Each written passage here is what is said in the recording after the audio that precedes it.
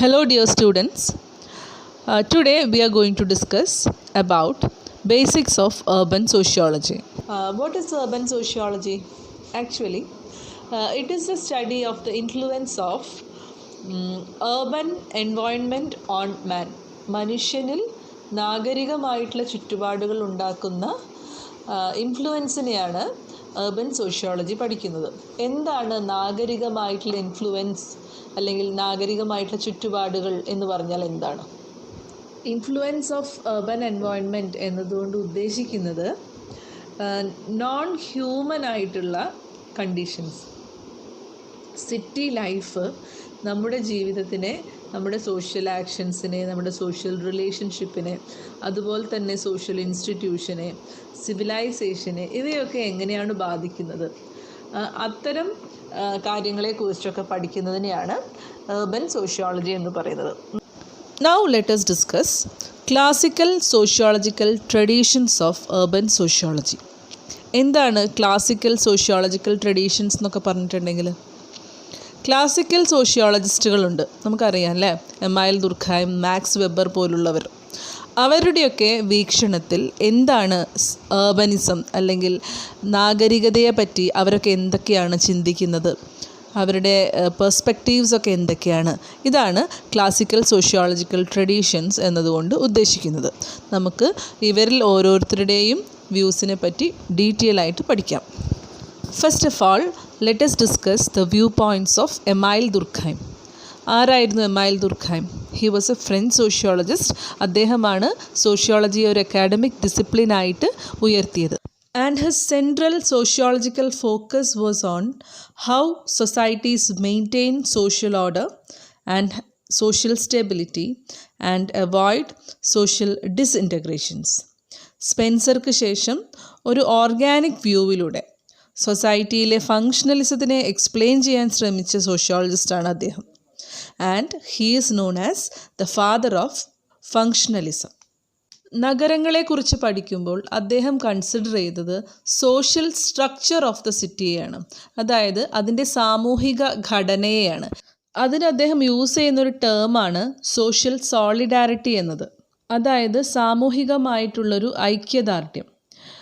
The bond between all individuals within the society എന്നാണ് അദ്ദേഹം social സോളിഡാരിറ്റിയെ define ചെയ്യുന്നത്. വളരെ സ്വാഭാവികമായിട്ടുള്ളതും സമൂഹത്തിൽ നിലനിൽക്കുന്നതുമായിട്ടുള്ള രണ്ട് ടൈപ്സ് ഓഫ് സോഷ്യൽ ഓർഡേഴ്സിനെയാണ് അദ്ദേഹം ഈ ഒരു സോഷ്യൽ സോളിഡാരിറ്റി എന്ന കോൺസെപ്റ്റിലൂടെ പരിചയപ്പെടുത്തുന്നത്.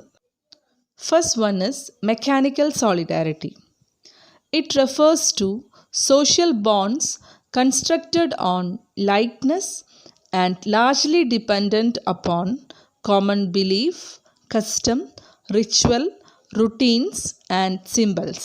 അതായത് പൊതുവായിട്ട് ഉള്ള വിശ്വാസങ്ങൾ, ആചാരങ്ങൾ, മര്യാദകൾ, ദിനചര്യകൾ, അതുപോലെ തന്നെ അടയാളങ്ങൾ, ഇവയൊക്കെ കൊണ്ട് സ്വാഭാവികമായിട്ടും ജനങ്ങൾക്കിടയിൽ ഉണ്ടാകപ്പെടുന്ന ഒരു തരം ബോണ്ടിനെയാണ് മെക്കാനിക്കൽ സോളിഡാരിറ്റി എന്നതുകൊണ്ട് ദുർഖായം ഉദ്ദേശിക്കുന്നത്. ഇത്തരം പൊതുവായിട്ടുള്ള കാര്യങ്ങൾ ഒരുപാടുള്ള ഒരു സൊസൈറ്റിയിലെ ജനത തീർച്ചയായിട്ടും യുണൈറ്റ് ചെയ്യപ്പെടും, അല്ലേ?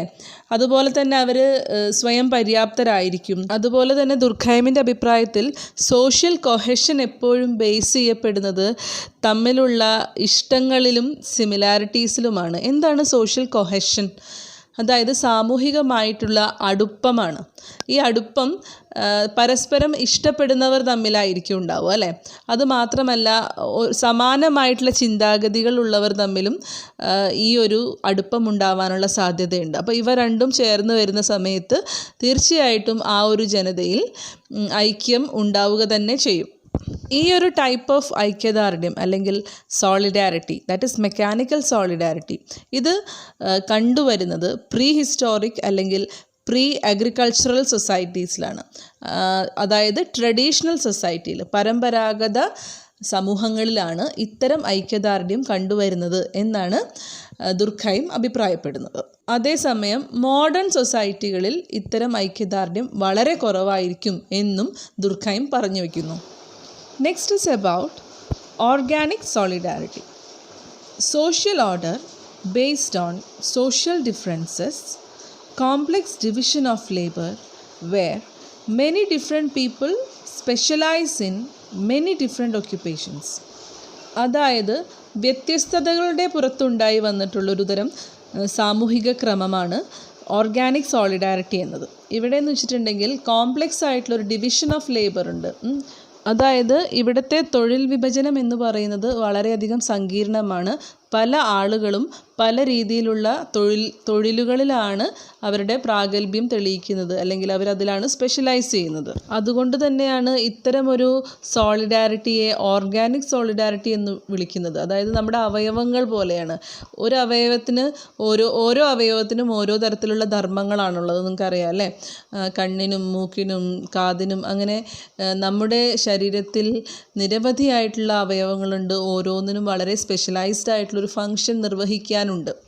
അതുപോലെ തന്നെയാണ് മോഡേൺ സൊസൈറ്റിയിലെ കാര്യവും എന്നാണ് ദുർഖൈം പറയുന്നത്. There is greater freedom and choice for city inhabitants despite acknowledged impersonality, alienation, disagreement and conflict. തങ്ങളുടേതായിട്ടുള്ള പ്രത്യേക ജോലികളിൽ മാത്രം മുഴുകിയിരിക്കുന്ന ആളുകൾ തമ്മിൽ അത്ര പേഴ്സണലായിട്ടുള്ള ഒരു റിലേഷൻഷിപ്പ് ഉണ്ടാവാനുള്ള സാധ്യത വളരെ കുറവാണ്. മാത്രമല്ല അവർ തമ്മിലൊരു പ്രകടമായിട്ടുള്ളൊരു അപരിചിതത്വവും തീർച്ചയായിട്ടും ഉണ്ടാവും. ഏലിനേഷന് വളരെയധികം സാധ്യത ഇത്തരം ഒരു സൊസൈറ്റിയിൽ ഉണ്ടെന്നാണ് ദുർഖൈം അഭിപ്രായപ്പെടുന്നത്. അതേസമയം അവിടെ മറ്റൊരു തരത്തിലുള്ള ഒരു സോളിഡാരിറ്റി ഉരുവായി വരുന്നുണ്ട് എന്നും അദ്ദേഹം പറയുന്നു. അതെന്താണ് അങ്ങനത്തെ ഒരു solidarity? A new form of social cohesion has been created based on mutual interdependence. പാരസ്പര്യത്തിൻ്റേതായിട്ടുള്ള പുതിയൊരു അടുപ്പമാണ് ഇവർ തമ്മിൽ വന്നിട്ടുള്ളത്. എങ്ങനെയാണ് പാരസ്പര്യം ഉണ്ടാവുക? ഒരു പ്രത്യേക തൊഴിലിൽ ഏർപ്പെടുന്ന ആൾ ആ തൊഴിൽ മാത്രം ചെയ്തുകൊണ്ടിരിക്കുകയാണെങ്കിലും അതിൻ്റെ ഉപഭോക്താവ് മറ്റൊരുത്തനാണ്. അതുപോലെ തന്നെയാണ് മറ്റൊരുവൻ്റെ തൊഴിലിൻ്റെ ഉപഭോക്താവ് ഇവനുമാണ്. അപ്പം പരസ്പരം അങ്ങോട്ടും ഇങ്ങോട്ടും വളരെയധികം ബന്ധപ്പെട്ടുകൊണ്ട് ആശ്രയിച്ചുകൊണ്ട് കഴിയുന്നൊരു സമൂഹമാണ് മോഡേൺ സൊസൈറ്റിയിൽ നമുക്ക് കാണാൻ കഴിയുക. അതുകൊണ്ടാണ് അവർ തമ്മിലുള്ള ഒരു സോളിഡാരിറ്റി അവിടെ നിലനിൽക്കുന്നത്. ആ സോളിഡാരിറ്റിയെയാണ് അദ്ദേഹം എന്ത് വിളിച്ചത്? ഓർഗാനിക് സോളിഡാരിറ്റി എന്ന് വിളിച്ചത്. ഇത്തരമൊരു ഓർഗാനിക് സോളിഡാരിറ്റിയുടെ എക്സിസ്റ്റൻസിനെയാണ് ദുർഖൈം സിറ്റികളുടെ പ്രത്യേകതയായിട്ട് പറയുന്നത്. So now let us move on to the next sociologist, that is Max Weber. Max Weber was a German sociologist, historian, jurist and a political economist. ആധുനിക പാശ്ചാത്യ സമൂഹത്തിൻ്റെ വളർച്ചയ്ക്ക് പിന്നിലെ മെയിനായിട്ടുള്ള തിയറിസ്റ്റായിട്ട് കണക്കാക്കപ്പെടുന്നത് മാക്സ് വെബറിനെ തന്നെയാണ്. അദ്ദേഹത്തിൻ്റെ ഐഡിയാസ് എല്ലാം തന്നെ സോഷ്യൽ തിയറിയിലും അതുപോലെ സോഷ്യൽ റിസർച്ചിലുമൊക്കെ വലിയൊരു സ്വാധീനം ചെലുത്തുന്നുണ്ട്. ഓക്കെ, മാക്രോ സോഷ്യോളജിക്കൽ അപ്രോച്ചായിരുന്നു സമൂഹത്തെ പഠിക്കാൻ വേണ്ടി അദ്ദേഹം സ്വീകരിച്ചത്.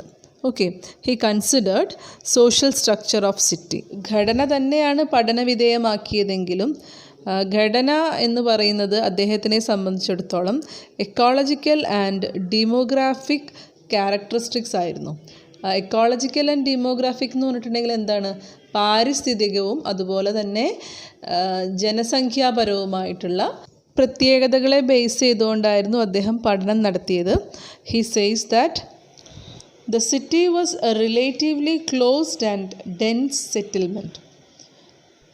അതുവരെയുള്ള പഠനങ്ങളിൽ നിന്നും വളരെ വിഭിന്നമായിക്കൊണ്ട് യൂറോപ്യൻ സൊസൈറ്റികളെക്കുറിച്ച് മാത്രമല്ല അദ്ദേഹം പഠനം നടത്തിയത്. അദ്ദേഹത്തെ സംബന്ധിച്ചിടത്തോളം ഏർബൻ സ്റ്റഡി എന്ന് പറയുന്നത് പൗരസ്ത്യ രാഷ്ട്രങ്ങളിലെ പട്ടണങ്ങളെ പറ്റിയിട്ടുള്ള പഠനം കൂടിയായിരുന്നു. അദ്ദേഹം പൗരസ്ത്യ പാശ്ചാത്യ പട്ടണങ്ങളെ കമ്പയർ ചെയ്തുകൊണ്ടാണ് പഠനം മുന്നോട്ട് കൊണ്ടുപോയത്. അദ്ദേഹത്തിൻ്റെ ദ സിറ്റി എന്ന കൃതിയിൽ ഓക്സിഡൻ്റലും ഓറിയൻ്റലുമായിട്ടുള്ള അർബാനിസത്തിനെ കമ്പാരിറ്റീവായിട്ട് സ്റ്റഡി ചെയ്യുന്നുണ്ട്. അതായത് പാശ്ചാത്യ പൗരസ്ത്യ നാഗരികതകളെ താരതമ്യ പഠനത്തിന് വിധേയമാക്കുകയാണ് മാക്സ് വെബർ ചെയ്യുന്നത്. He defined urban community as an ideal type required trade or commercial relations, court and law of its own, partial political autonomy, military, self-sufficient for self-defense, forms of associations or social participation whereby individuals engage in social relationships and organizations. അതായത് ഒരു urban community എങ്ങനെയെല്ലാം ആയിരിക്കണം എന്ന് max weber പറയുന്നുണ്ട്. അതായത് അതൊരു ideal type എന്ന് പറഞ്ഞാൽ നമുക്കറിയാമല്ലോ, മാക്സ് വെബറിൻ്റെ വളരെ ഇമ്പോർട്ടൻ്റ് ആയിട്ടുള്ളൊരു കോൺസെപ്റ്റാണ്. അതൊരു മെഷറിംഗ് റോഡ് പോലെ ആയിരിക്കണം എന്നൊക്കെയാണ് അദ്ദേഹം പറയുന്നത്. അദ്ദേഹത്തിൻ്റെ അഭിപ്രായത്തിൽ ഒരു ഏർബൻ കമ്മ്യൂണിറ്റി അല്ലെങ്കിൽ നാഗരിക സമൂഹം എന്നാൽ ഈ പറയുന്ന ഗുണങ്ങളെല്ലാം വേണം. അതായത് വാണിജ്യ ബന്ധങ്ങളും അതുപോലെ തന്നെ സ്വന്തമായിട്ടൊരു കോടതിയും നിയമങ്ങളും അതുപോലെ തന്നെ ഭാഗികമായിട്ടെങ്കിലും സ്വയം പര്യാപ്തതയുള്ളൊരു ഭരണ സംവിധാനവും അതുപോലെ തന്നെ സ്വയം പര്യാപ്തതയുള്ള ഒരു പ്രതിരോധ സേനയും അതുപോലെ ജനങ്ങൾക്കിടയിലുള്ള ഒത്തുചേരലും കൂട്ടായ്മയും എല്ലാം അടങ്ങുന്നതായിരിക്കണം ഒരു ഏർബൻ കമ്മ്യൂണിറ്റി.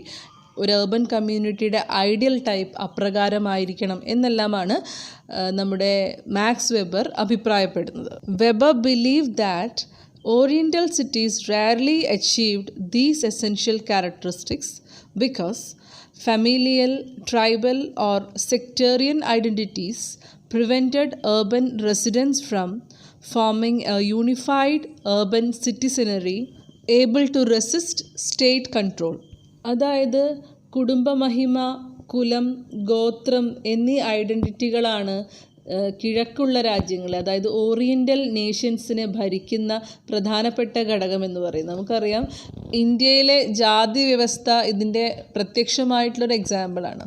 അതുപോലെ തന്നെയുള്ള ഘടകങ്ങൾ തന്നെയാണ് ഈ കുലമഹിമ, അതുപോലെ കുലത്തെ വേർതിരിക്കുന്ന ഏർപ്പാട്, ട്രൈബ്സിനെ വേർതിരിക്കുന്ന ഏർപ്പാട് എന്നുള്ളതൊക്കെ. അപ്പം ഈ ഒരു കാര്യങ്ങൾ കൊണ്ട് തന്നെ ഒന്ന് എന്നുള്ളൊരു ഫീലിംഗ്, ഒന്നായി ചേർന്നുകൊണ്ട് ഒരു സിറ്റിസണറി ആവാനുള്ള ടെൻഡൻസി ഇത്തരം സിറ്റികളിൽ കുറവായിരിക്കും. അതാണ് ഏർബൻ താരതമ്യ പഠനങ്ങളിലൂടെ മാക്സ് വെബർ വ്യക്തമാക്കുന്നത്. ഈവൻ പാശ്ചാത്യ സമൂഹങ്ങളിൽ പോലും അത് വളരെ റെയറാണെന്നാണ് അദ്ദേഹം പറയുന്നത്. അദ്ദേഹം പറയുന്നു, നോർത്തേൺ യൂറോപ്പ്, ഇറ്റലി പോലുള്ള ചുരുക്കം ചില സിറ്റികളിൽ മാത്രമാണ് അദ്ദേഹം ഇത്തരം ഒരു ഐഡിയൽ ടൈപ്പിന് തുല്യമായിട്ടുള്ള ഏർബൻ സെൻറ്റേഴ്സിനെ കണ്ടെത്തിയിട്ടുള്ളൂ എന്നാണ് അദ്ദേഹം കൺക്ലൂഡ് ചെയ്യുന്നത്. Now we are moving on to the next sociologist, that is Georg Simmel. Conflict പെർസ്പെക്റ്റീവും ഒക്കെ ആയിട്ട് ബന്ധപ്പെട്ട് നമ്മൾ ജോർജ് സിമ്മലിനെ പറ്റി മുൻപ് പഠിച്ചിട്ടുണ്ട് അല്ലേ. Georg Simmel was a German sociologist, philosopher and critic. Simmel was influential in the field of sociology. തൻ്റെ പഠനങ്ങളിൽ സിമ്മൽ കൂടുതൽ കോൺസെൻട്രേറ്റ് ചെയ്തത് അല്ലെങ്കിൽ ഇമ്പോർട്ടൻസ് കൊടുത്തത് ഏർബൻ എക്സ്പീരിയൻസിനാണ്. അതായത് അർബാനിസം എന്ന് പറയുന്ന വേ ഓഫ് ലൈഫ്, അതായത് സിറ്റിയിലുള്ള ജീവിതത്തിനാണ് അദ്ദേഹം കൂടുതൽ ഇമ്പോർട്ടൻസ് കൊടുത്തത്. അല്ലാതെ സിറ്റികൾ കൊണ്ടുണ്ടായിട്ടുള്ള നവീകരണത്തിനോ ഡെവലപ്മെൻറ്റിനോ ഒന്നുമല്ല. ദാറ്റ് ഈസ് അർബനൈസേഷൻ അല്ല അദ്ദേഹം പ്രാധാന്യം കൊടുത്തത് എന്നർത്ഥം. The metropolis and mental life is an essay detailing his views on life in the cities, focusing more on social psychology. അദ്ദേഹത്തിൻ്റെ പ്രധാനപ്പെട്ടൊരു കൃതിയാണ് മെട്രോപോളിസ് ആൻഡ് മെൻ്റൽ ലൈഫ് എന്ന് പറയുന്നത്. ഇതൊരു എസ്സേ ആണ്. അദ്ദേഹം ഇതിൽ കൂടുതലായിട്ടും സോഷ്യൽ സൈക്കോളജിക്കാണ് ഇമ്പോർട്ടൻസ് കൊടുത്തത്. Unique trait of modern city is intensification of nervous stimuli with which city dweller must cope from rural settings where rhythm of life and sensory image is more slow, habitual and even to city with constant bombardments of sights, sounds and smells. സിമ്മലിൻ്റെ പഠനത്തിലെ കാതലായിട്ടുള്ള അല്ലെങ്കിൽ കോറായിട്ടുള്ള സ്റ്റഡിയാണ് നമ്മളിപ്പോൾ പറഞ്ഞത്. അതായത് modern സിറ്റിയിലെ ആളുകൾക്കുള്ള പ്രധാനപ്പെട്ട ഒരു സവിശേഷതയായിട്ട് അദ്ദേഹം പറയുന്നു, പെട്ടെന്ന് കാര്യങ്ങളുമായിട്ട് ഇണങ്ങിച്ചേരാനും അതുപോലെ തന്നെ ചോദനകൾ പെട്ടെന്ന് ഉണരാനുമൊക്കെയുള്ളൊരു സാധ്യത അല്ലെങ്കിൽ അങ്ങനെയുള്ള സ്വഭാവ സവിശേഷതകൾ കാണപ്പെടുന്നത് മോഡേൺ സിറ്റിയിലുള്ള ഒരു ഡ്വെല്ലർക്കാണ് എന്നാണ് അദ്ദേഹം പറയുന്നത്. അതായത് വളരെ ചടുലതയോടെ സ്പീഡിൽ കാര്യങ്ങൾ ഗ്രഹിക്കുകയും ആക്ഷൻസ് എടുക്കുകയും ചെയ്യുന്ന ഒരു പ്രത്യേക സ്വഭാവ സവിശേഷത മോഡേൺ സിറ്റിയിലെ ആളുകൾക്കുണ്ട്. താരതമ്യേന ആ ഒരു സ്വഭാവ സവിശേഷത റൂറൽ ഏരിയയിലെ ആളുകൾക്ക് വളരെയധികം കുറവായിരിക്കും എന്നാണ് അദ്ദേഹം പറയുന്നത്. നമുക്ക് തന്നെ അനുഭവത്തിലുണ്ടാവും. വരും വരായികകളെ പറ്റിയിട്ടും പെട്ടെന്ന് ദീർഘവീക്ഷണത്തോടു കൂടെ പെരുമാറുകയൊക്കെ ചെയ്യുന്നത് സിറ്റിയിലുള്ള ആളുകളായിരിക്കും. അതേസമയം ഗ്രാമീണർ താരതമ്യേന നിഷ്കളങ്കന്മാരും കാര്യങ്ങൾ തിരിച്ചറിയുന്നതിൽ കുറച്ച് അമാന്തമുള്ളവരുമായിട്ടാണ് കാണപ്പെടുന്നത്. ഒറ്റ കാഴ്ചയിൽ ഒറ്റ കേൾവിയിൽ ഒക്കെ കാര്യങ്ങൾ പെട്ടെന്ന് പിടികിട്ടുകയും അതുപോലെ സ്മാർട്ടായിട്ട് പ്രതികരിക്കുകയും ഒക്കെ ചെയ്യുന്നത് ആരായിരിക്കും? തീർച്ചയായിട്ടും അത് നഗരവാസി തന്നെയായിരിക്കും. ഈ ഒരു മാറ്ററാണ് അദ്ദേഹത്തിൻ്റെ സ്റ്റഡിയുടെ കോർ എന്ന് പറയുന്നത്. Now let us move on to the next sociologist, that is Ferdinand Tönnies. Ferdinand Tönnies was a German sociologist, economist and philosopher. He was a major contributor to sociological theory and field studies. അദ്ദേഹത്തിൻ്റെ പ്രധാനപ്പെട്ട സംഭാവനയായിട്ട് പറയപ്പെടുന്നത് social ഗ്രൂപ്പുകളുടെ തരംതിരിവാണ്. ജമീൻ shaft എന്നും Jasal shaft എന്നും രണ്ടായിട്ട് social ഗ്രൂപ്പുകളെ തരംതിരിച്ചത് Tony's ആണ്. He is also considering social structure of city. Defined and described two basic organizing principles of human association or two contrasting types of human social life. A typology within a continuum of pure type of settlement. അതായത് ഇദ്ദേഹം human അസോസിയേഷനെ base ചെയ്തുകൊണ്ടാണ്, അതായത് കൂടിച്ചേരലുകളെ കൂട്ടം കൂടലുകളെ base ചെയ്തുകൊണ്ടാണ് social structure, സിറ്റിയുടെ social സ്ട്രക്ചറിനെ കുറിച്ച് പഠിക്കുന്നത്. അങ്ങനെ അദ്ദേഹം അതിനെ തരംതിരിക്കുകയാണ് ചെയ്യുന്നത്. First one is Gemeinschaft. Community എന്നാണ് ജമീൻ ഷാഫിൻ്റെ അർത്ഥം. ഇതിൻ്റെ പ്രത്യേകത എന്താണെന്ന് വെച്ചിട്ടുണ്ടെങ്കിൽ റൂറൽ വില്ലേജിലെ ആളുകളുടെ സ്വഭാവ സവിശേഷതകളാണ് അദ്ദേഹം ഇതിന് പറയുന്നത്, ഈ കമ്മ്യൂണിറ്റിയുടെ പ്രത്യേകതയായിട്ട് പറയുന്നത്. വളരെയധികം യൂണിറ്റി, അതുപോലെ ഒരുമിച്ച് ഒരു പൊതു നന്മയ്ക്ക് വേണ്ടിയുള്ള പ്രവർത്തനവും, അതുപോലെ ഫാമിലി കിൻഷിപ്പ് റിലേഷൻഷിപ്പ് കാരണം ഉണ്ടാകുന്ന ബോണ്ടുകളും, അതുപോലെ നെയ്ബർഹുഡും, അങ്ങനെയുള്ള കോമൺ ആയിട്ടുള്ള language, tradition, common friends, enemies, അതുപോലെ തങ്ങളൊന്നാണ് എന്നുള്ള പൊതുബോധം, ഇതെല്ലാം ഈ ജമീൻ ഷാഫ്റ്റിൻ്റെ പ്രത്യേകതകളായിട്ട് ഇദ്ദേഹം പറയുന്നു. അടുത്തതായിട്ട് ജസൽ ഷാഫ്റ്റാണ് ഓർ അസോസിയേഷൻ. വളരെ യാന്ത്രികത അനുഭവപ്പെടുന്ന ഒരു സിറ്റി ലൈഫിലേക്കാണ് ജസൽ ഷാഫ്റ്റിൻ്റെ ക്യാരക്ടറിസ്റ്റിക്സ് എല്ലാം നയിക്കുന്നത്. അതായത് വ്യക്തി കേന്ദ്രീകൃതമായിട്ടുള്ള, സെൽഫിഷായിട്ടുള്ള, അതുപോലെ തന്നെ തങ്ങളുടെ ആവശ്യങ്ങൾക്ക് മുൻതൂക്കം നൽകിക്കൊണ്ട് ഗ്രൂപ്പുകൾ അല്ലെങ്കിൽ അസോസിയേഷൻസ് ആകുന്ന, ലാഭനഷ്ടങ്ങൾ കൃത്യമായിട്ട് കണക്ക് കൂട്ടിയതിന് ശേഷം ബന്ധങ്ങളിൽ ഏർപ്പെടുന്ന അത്തരം ആളുകളുടെ ഒരു കൂട്ടത്തിനെയാണ് ജസൽ ഷാഫ്റ്റ് എന്നതുകൊണ്ട് അദ്ദേഹം ഉദ്ദേശിക്കുന്നത്. അത് തീർച്ചയായിട്ടും ലാർജ് സിറ്റിയുടെ ക്യാരക്ടറിസ്റ്റിക്സ് തന്നെയാണ്. എല്ലാവരുടെയും പൊതുവായിട്ടുള്ള ലക്ഷ്യം എന്ന് പറയുന്നത് തങ്ങളുടെ കാര്യസാധ്യവും അതുപോലെ തന്നെ ലാഭങ്ങളും തന്നെയാണ്. എങ്കിലും ഈ പൊതു സ്വഭാവം ഉണ്ടായിരിക്കെ അവർ തമ്മിൽ സെപ്പറേറ്റിസം തീർച്ചയായിട്ടും ഉണ്ടാവും. ഇതൊക്കെയാണ് ജസൽ ഷാഫ്റ്റിൻ്റെ പ്രത്യേകതകളായിട്ട് ഇദ്ദേഹം പറയുന്നത്. ഇനി നമുക്ക് പറയാനുള്ളത് അടുത്ത സോഷ്യോളജിസ്റ്റിനെ പറ്റിയിട്ടാണ്. That is Robert Redfield. Robert Redfield വളരെ പ്രശസ്തനായിട്ടുള്ള ഒരു അമേരിക്കൻ ആന്ത്രപ്പോളജിസ്റ്റും എത്നോലിംഗ്വിസ്റ്റുമായിരുന്നു. അദ്ദേഹത്തിൻ്റെ മെക്സിക്കൻ സൊസൈറ്റികളിലുള്ള സ്റ്റഡി ലാറ്റിൻ അമേരിക്കൻ എത്നോഗ്രഫിയുടെ ചരിത്രത്തിൽ തന്നെ വളരെയധികം ഇമ്പോർട്ടൻ്റ് ആയിട്ടുള്ളൊരു നാഴികക്കല്ലായിട്ട് തന്നെ കരുതപ്പെടുന്ന ഒന്നാണ്. In 1940s, Robert Redfield, strongly influenced by Louis Wirth and other members of Chicago School of Urban Ecology, conceived of urban as invariably impersonal, heterogeneous, secular and disorganizing. Louis വർത്തിൻ്റെ പഠനങ്ങളിൽ നിന്നും സ്വാധീനം ഉൾക്കൊണ്ടുകൊണ്ടാണ് റോബർട്ട് റെഡ്ഫീൽഡും തൻ്റെ എത്നോഗ്രഫിക് works ആരംഭിക്കുന്നത്. അദ്ദേഹത്തിൻ്റെ ഒരു കാഴ്ചപ്പാടിൽ urban society എന്ന് പറഞ്ഞിട്ടുണ്ടെങ്കിൽ വളരെ ഇംപേഴ്സണൽ ആയിട്ടുള്ള, വളരെ ഹെട്രോജീനസ് ആയിട്ടുള്ള, അതായത് വ്യത്യസ്തതകൾ നിറഞ്ഞ, സെക്യുലറായ, അതുപോലെ തന്നെ വളരെ ഡിസോർഗനൈസിങ് ആയിട്ടുള്ള ഒരു കമ്മ്യൂണിറ്റി ആയിട്ടാണ് അദ്ദേഹം ഏർബൻ കമ്മ്യൂണിറ്റിയെ കാണുന്നത്. അദ്ദേഹത്തിൻ്റെ ഫോക്ക് ഏർബൻ മോഡൽ എന്ന് പറയുന്നത് ഫോക്ക് സൊസൈറ്റിയും അതുപോലെ തന്നെ ഏർബൻ സൊസൈറ്റിയും തമ്മിലുള്ളൊരു താരതമ്യ പഠനമാണ്. He contrasted the image of city life with an image of folk community which he characterized as small, sacred, highly personalistic and homogeneous community. അദ്ദേഹത്തിൻ്റെ അഭിപ്രായത്തിൽ ഒരു ഫോക്ക് കമ്മ്യൂണിറ്റി അങ്ങനെ തന്നെയോ അല്ലെങ്കിൽ ചിലർ മാത്രമോ ആയിട്ട് നഗരപ്രദേശങ്ങളിലേക്ക് പറിച്ചു നടപ്പെടുന്ന സമയത്ത് ഒരു കൾച്ചറലായിട്ടുള്ള ഡിസോറിയൻറ്റേഷൻ ഉണ്ടാവാനുള്ള സാധ്യതയുണ്ട് എന്നാണ് അദ്ദേഹം പറയുന്നത്. He says that urbanizing individuals and societies would suffer from cultural disorganization and would have higher incidences of social pathologies like divorce, alcoholism, crime, loneliness, etc. ഇങ്ങനെ ഒരു അർബനൈസേഷൻ സംഭവിക്കുകയാണ് എങ്കിൽ കൾച്ചറൽ ആയിട്ടുള്ളൊരു ബ്രേക്ക് ഡൗൺ ഉണ്ടാവുകയും അതിൻ്റെ ഭാഗമായിട്ട് ഡിവോഴ്സ്, അതുപോലെ തന്നെ മദ്യപാനം പോലുള്ള കുറ്റകൃത്യം പോലുള്ള കാര്യങ്ങളിലേക്കൊക്കെ ആളുകൾ ചെന്നുപെടാനുള്ള സാധ്യതയൊക്കെ ഉണ്ട് എന്നൊക്കെയാണ് റോബർട്ട് റെഡ്ഫീൽഡ് പറയുന്നത്.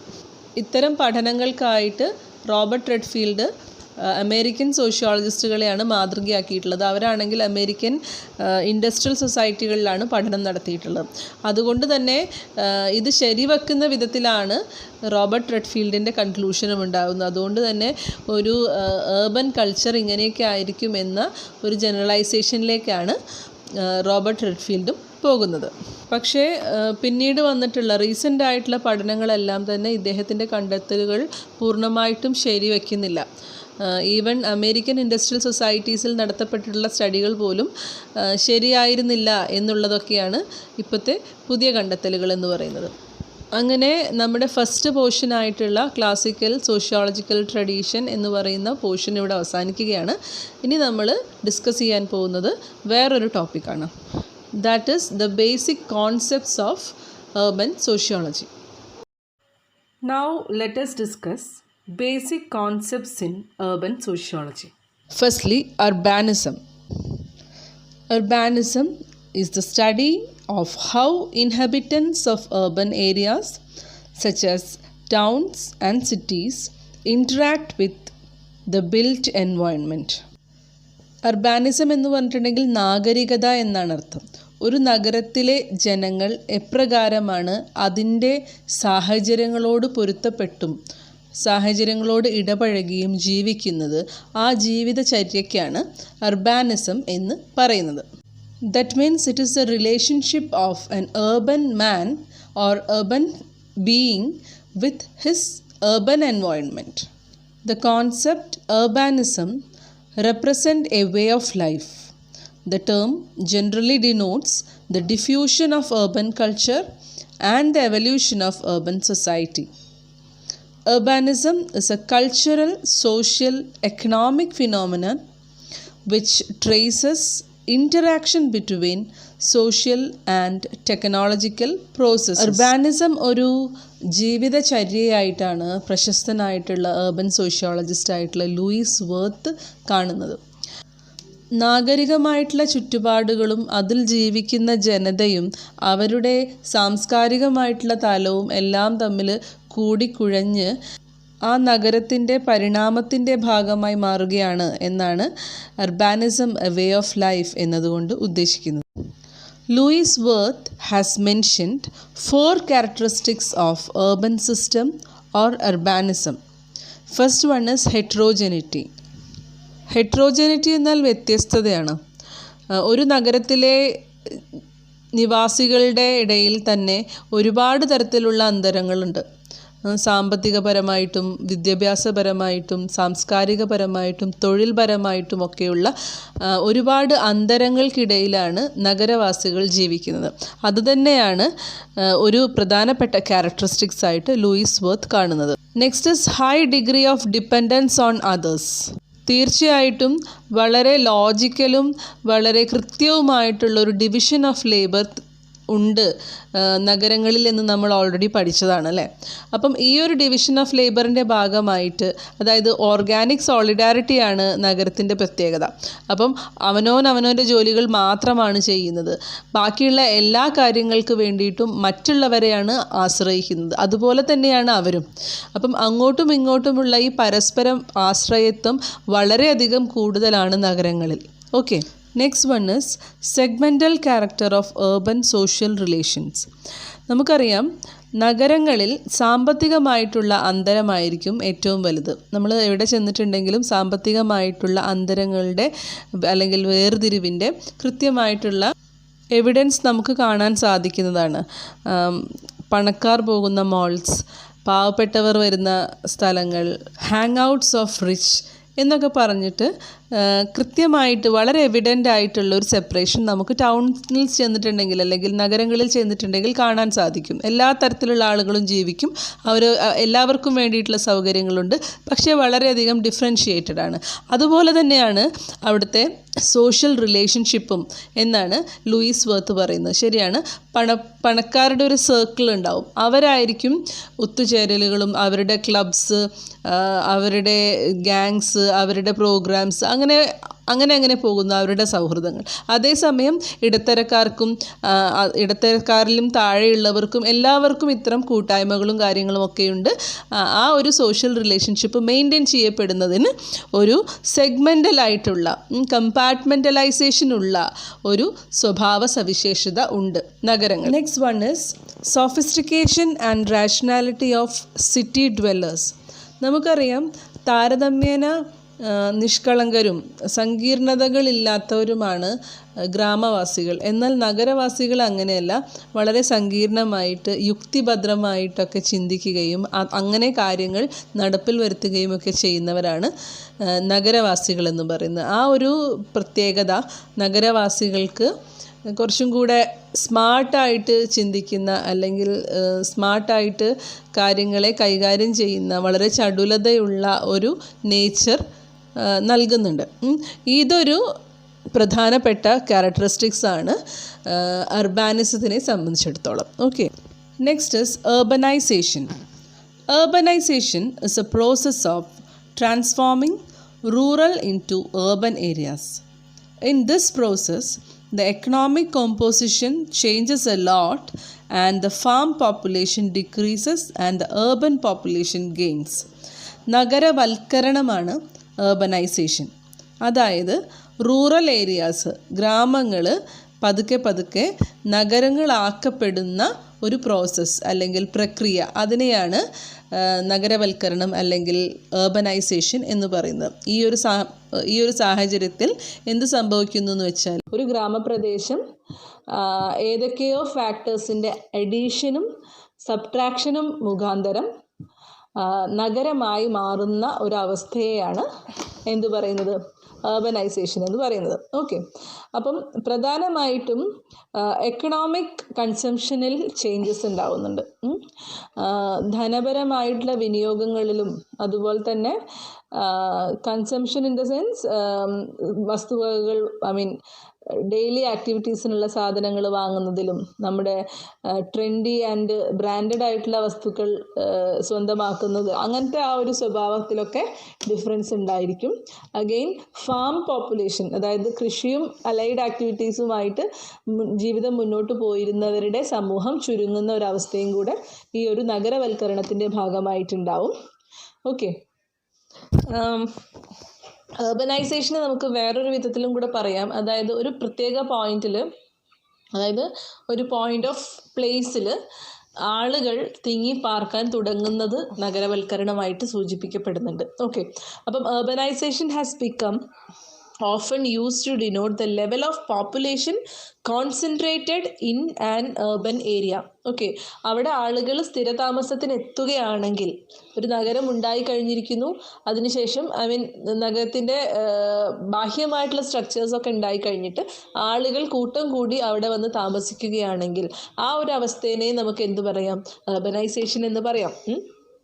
എൽറിഡ്ജ് എന്ന് പറയുന്ന സോഷ്യോളജിസ്റ്റിൻ്റെ കോൺസെപ്റ്റിൽ there are two elements in this process. ഈ ഒരു പ്രോസസ്സിന് രണ്ട് എലിമെൻറ്റ്സ് ആണ്. First one is multiplication of the points of concentration and the increase in the size of individual concentrations. അതായത് ഒന്നാമത്തത് എന്താണെന്ന് വെച്ചിട്ടുണ്ടെങ്കിൽ, ആളുകൾ തിങ്ങി പാർക്കാനുള്ള ആ ഒരു പോയിന്റ് എന്ന് പറയുന്നത് പ്രത്യേകത ഉള്ള സ്ഥലങ്ങൾ, റെസിഡൻഷ്യൽ ഏരിയയ്ക്ക് പറ്റിയ സ്ഥലങ്ങളുടെ എണ്ണങ്ങൾ കൂടുക. അപ്പം ഞാനിപ്പം ഒരു കോളനി എന്ന് പറയുന്ന ഒരു അവസ്ഥയെ നിങ്ങൾ എടുക്കൂ. ആളുകൾ തിങ്ങി പാർക്കുന്ന ഏരിയ. ആ ഒരു കോളനി, 2 കോളനി, 3 കോളനി, അപ്പോൾ കോളനികളുടെ എണ്ണം കൂടുന്നു എന്ന് വിചാരിക്കൂ. അപ്പം അതിനെയാണ് ഇദ്ദേഹം ഉദ്ദേശിക്കുന്നത് പോയിൻറ്റ്സ് ഓഫ് കോൺസെൻട്രേഷൻ. അപ്പോൾ number of points of concentration ഒന്ന്. രണ്ടാമത്തേത് എന്താണ്? ഓരോ സിംഗിൾ കോൺസെൻട്രേഷൻ്റെയും സിംഗിൾ പോയിൻറ്റിൻ്റെയും സൈസിലുണ്ടാവുന്ന വർധനവ്. ഒരു കോളനിയിൽ 10 പേരാണ് ആയിരുന്നെങ്കിൽ അത് 20, 30, 50, 100 മാറുന്ന ആ ഒരു അവസ്ഥ.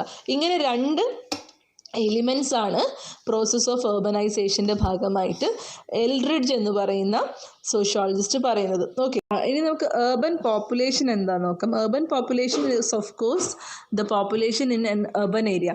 അപ്പം urban populationൻ്റെ ഗ്രോത്ത് ആണ് urbanization എന്ന് വേണമെങ്കിൽ നമുക്ക് പറയാം. ഓക്കെ, urban population കൂടുന്നതിനനുസരിച്ച് urbanization, നഗരവൽക്കരണം കൂടുന്നു. കൂടുതൽ സ്ഥലം അവർ ഇങ്ങനെ കൈയടക്കി പോരും അല്ലേ. So that's it. Now we are moving on to the next concept, that is urbanity. Urbanity എന്നതുകൊണ്ട് ഉദ്ദേശിക്കുന്നത് അർബൻ ആയിരിക്കുന്ന ഒരാളുടെ സ്വഭാവം അല്ലെങ്കിൽ അയാളുടെ ബിഹേവിയർ, പെരുമാറ്റ പ്രത്യേകതകൾ, ഇതൊക്കെയാണ് urbanity എന്നതുകൊണ്ട് ഉദ്ദേശിക്കുന്നത്. That means the behavior that is polished, refined and courteous. വളരെയധികം പ്രോസസ്സിങ്ങിന് വിധേയമായിട്ടുള്ളൊരു പെരുമാറ്റ രീതി ആയിരിക്കും പൊതു ഇടങ്ങളിൽ നഗരവാസി പ്രദർശിപ്പിക്കുക. അതേസമയം ഗ്രാമവാസികളെ സംബന്ധിച്ചിടത്തോളം അവരുടെ പെരുമാറ്റ രീതികളെല്ലാം കുറച്ച് ക്രൂഡായിരിക്കും. അപ്പം അതാണ് ഒരു വ്യത്യാസം. അത് നഗരവാസിയുടെ മാത്രം പ്രത്യേകതകളാണ്. That means characteristics, personality traits and viewpoints associated with cities and urban areas. People who can be described as having urbanity are sometimes referred as cityfied. Now let us discuss what a city is. Legal definition of a city. A place is legally made a city by a declaration called charter, which is granted by a higher authority. ഒരു higher authority ഒരു charter മുഖാന്തരം legally ഉണ്ടാക്കുന്ന ഒരു പ്ലേസാണ് city എന്നുള്ളതാണ് ഒരു definition. അതായത് നമുക്കറിയാം കോർപ്പറേഷനായിട്ടോ അല്ലെങ്കിൽ കോർപ്പറേഷൻ മേയർ അല്ലെങ്കിൽ വേറെ ഏതെങ്കിലും ഒരു പ്രമുഖമായിട്ടുള്ള ഒരു ഒഫീഷ്യൽ അതോറിറ്റി ഒരു ചാർട്ടറിൽ ഒപ്പുവെച്ച് ഒരു ഡിക്ലറേഷൻ സബ്മിറ്റ് ചെയ്യുന്നതോടുകൂടെ ഉണ്ടാക്കപ്പെടുന്ന ഒന്നാണ് നഗരം എന്ന് പറയുന്നത്. നഗരത്തിൻ്റെ ചരിത്രമൊക്കെ എടുത്തിട്ടുണ്ടെങ്കിൽ നമുക്കറിയാൻ പറ്റും. ഏതെങ്കിലും ഒരു പ്രമുഖ വ്യക്തി നിർമ്മിച്ചതാണ് നഗരം, അതിനെ ചാർട്ടർ ഒപ്പിട്ട് ഇരിക്കുന്നത് ഇന്ന ആളാണ് എന്നൊക്കെ അതിൻ്റെ ചരിത്രങ്ങൾ പറയും. അപ്പം അത്തരം ഒരു ഡെഫിനിഷനാണ് ഇത്. Again somebody defines like in the size of population, in the terms of size of population, populationൻ്റെ സൈസിൻ്റെ ബേസിസിലുള്ള സ്റ്റാറ്റിസ്റ്റിക്കൽ കണക്കുകൾ അനുസരിച്ചിട്ടുള്ള definitions are there. So this is the proper definition given by Sorokin and Zimmerman, and as per their definition the following factors should be there to differentiate urban and rural world. എന്തൊക്കെയാണ് അത്? First one is occupation, second one is environment, ജീവിത സാഹചര്യങ്ങൾ അല്ലെങ്കിൽ ചുറ്റുപാടുകൾ.